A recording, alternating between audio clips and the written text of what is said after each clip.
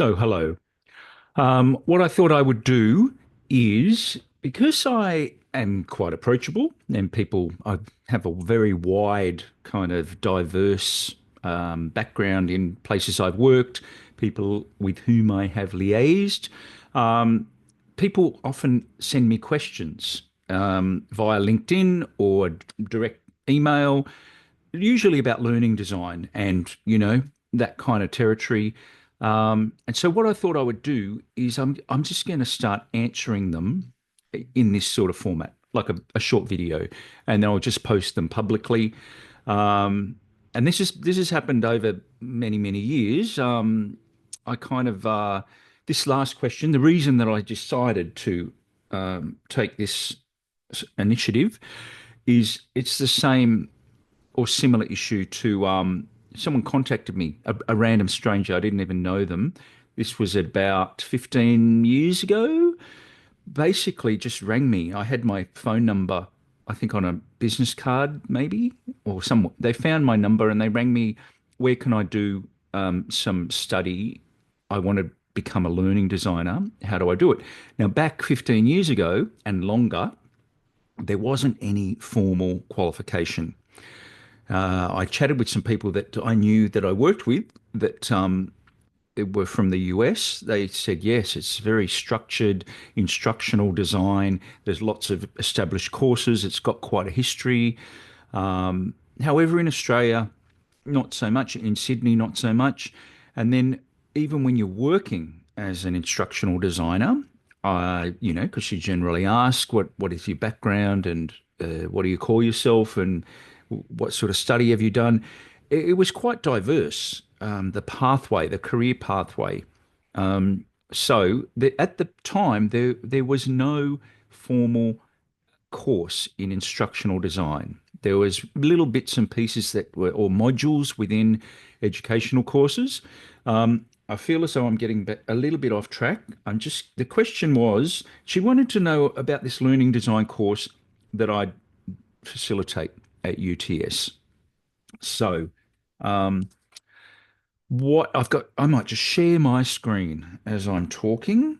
Um, here is, this is the micro credential um, learning design course. So again, the reason I wanted to paraphrase or, preface it, these sort of courses didn't exist 15, 20 years ago. In fact, the phrase learning design wasn't really a thing. It was more instructional design, and it was not really the role wasn't as recognized. I'm just going to stop sharing. The role wasn't as recognized. I'd come from a background as a teacher, a high school teacher. And so I went into learning resource development. So it was perfectly natural. I did about 13 or 14 years in the TAFE system, VET, Vocational Education and Training. Um, so I'm just used to developing learning resources. So then an e-learning course is just another learning resource, really. It's just more sophisticated or less sophisticated, depending on who you ask. But I'll just share my screen again. I was asked a few years ago if I would like to teach or facilitate into this. Um, and I said, yes, I certainly would, because at the time I was really quite eager to get get back into training adults or, teaching adults, facilitating workshops for adult learners, especially within learning and teaching. So this was perfect at the time. Now, they explained to me the background, and now this is part of if you're an kind of enrolled in the graduate certificate as a learner, these modules that are down the bottom: think, design, critique, analyze, crunch, predict, create, and work. They're all subjects, and they all add up. And if you complete all of them, the UTS will award you a graduate certificate in learning design. So Because this was developed by two academics, or more than two academics, but the academics that I know, Keith Heggett and John Vulich, they worked with their other academic colleagues as well as the learning design team at UTS to develop this program. So there was a need, and it was really quite wonderful that they had the wherewithal and the vision to develop it. Now, on top of that, they decided that each one of these subjects would be really great to develop and deliver as a micro credential. Now, around that time, around 15 years ago, micro credentials were emerging. They're very trendy, a little bit like MOOCs, the massive online courses. They kind of came and went, but you need a learning designer on board in order to structure these things. So they compressed what was conventionally a 13-week offering back to these subjects, which was pretty standard, 12 or 13 weeks. They squashed them down. Maybe that's not such a good phrase, but they reduced them. They compressed them so that they strategically they found that learners preferred shorter courses. So then they could make a micro credential which isn't accredited. Like you get a certificate, but it's not part of the award system. So these are identical pretty much. And if you go to these URLs at UTS, if I just, to find this, I just looked up, Google, did a web search for UTS learning design. It's very easy to find. And there's a little video there that tells you all about it. Here's a quote.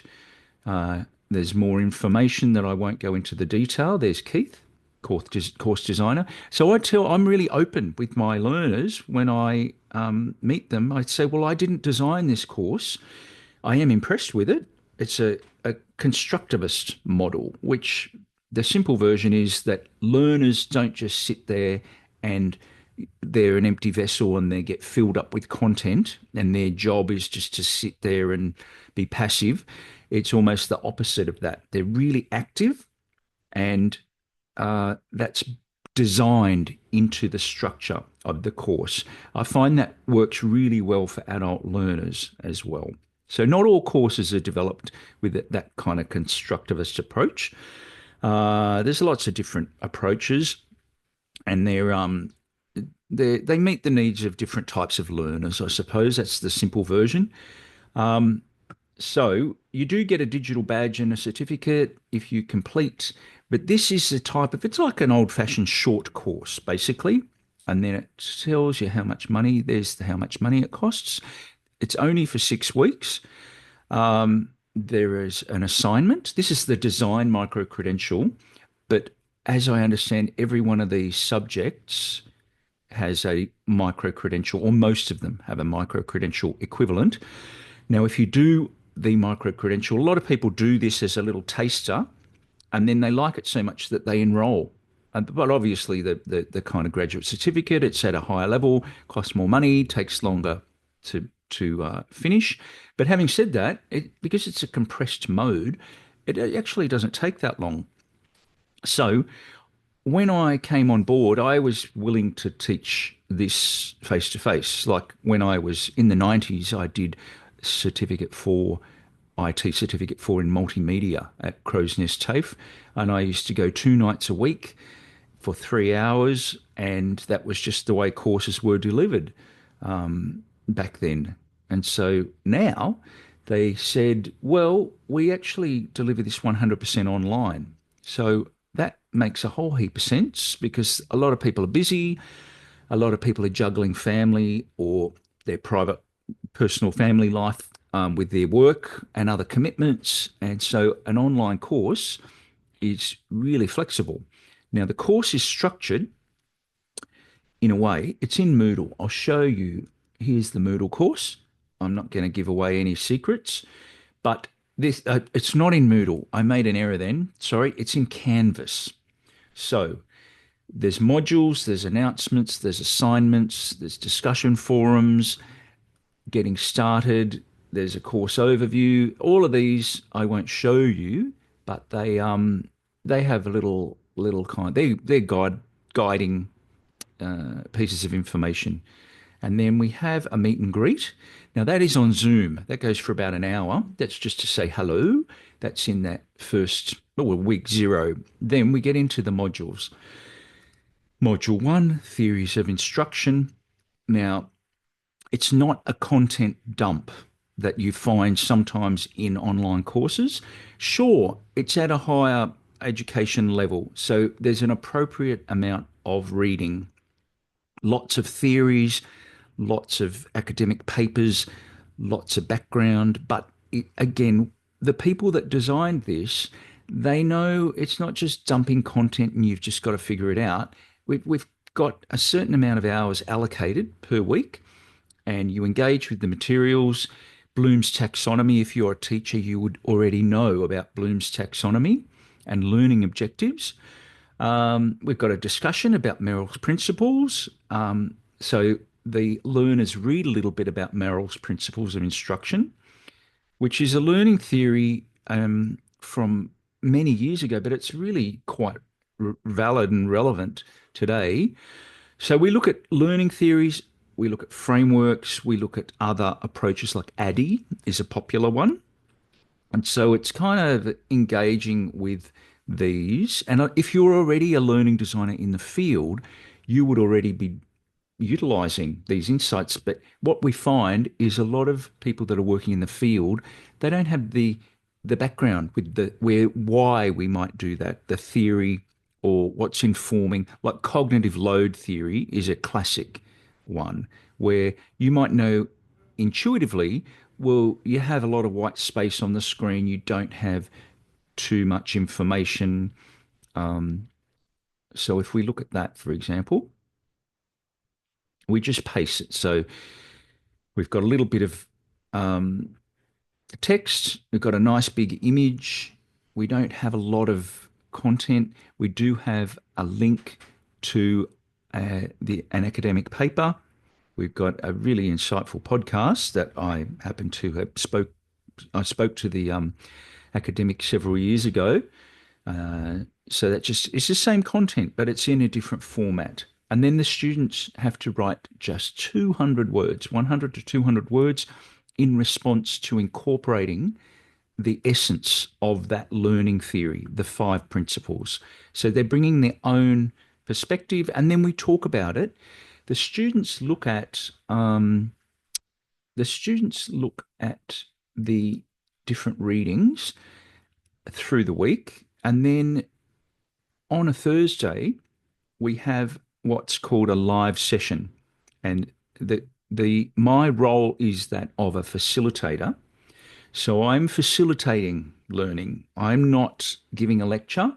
I'm just meeting people, and if we have say 25 enrollments, maybe about 10 or 15 might turn up, but we record those, and people are busy. They may not be able to make the time. It goes for 90 minutes.